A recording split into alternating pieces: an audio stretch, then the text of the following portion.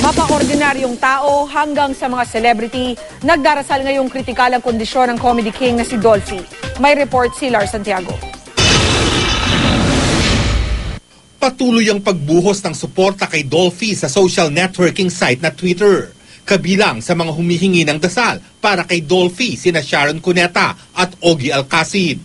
Gayun din ang tweet ng ilang Pinoy fans. Kaya nag-trend sa Twitter Philippines ang Dolphy at Pray for Dolphy.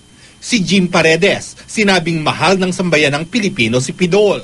Si Smokey Manaloto naman na ilang taong nakatrabaho ni Dolphy, sinabing itinuring daw siyang parang tunay na anak ng Comedy King. Inalala naman ni Senator Bongbong Marcos ang sinabi ni Dolphy kung ba't hindi ito nagpolitika.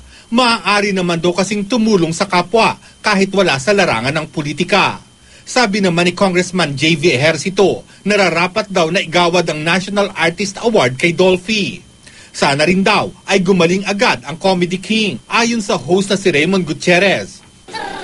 Ang mga tagahanga ni Dolphy at mga ordinaryong Pinoy nakikiisa rin sa pinagdadaanan ngayon ng pamilya Quezon.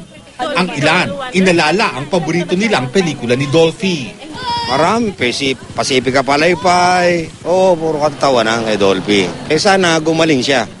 Naalala ko lang ay yung kasama niya si Vic Soto. Napakabait niya sa ganon, sa mga tao. Ang komedyante, magaling magpatawa. Panalangin ang tanging alay nila para malampasan ito ng hari ng komedya na minsay nagpasaya sa kanila. Sana maligtas siya.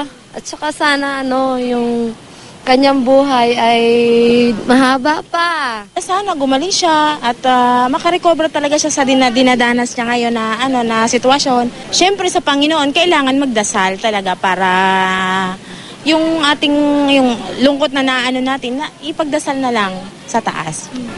Lars Santiago, Nakatutok, 24 Oras.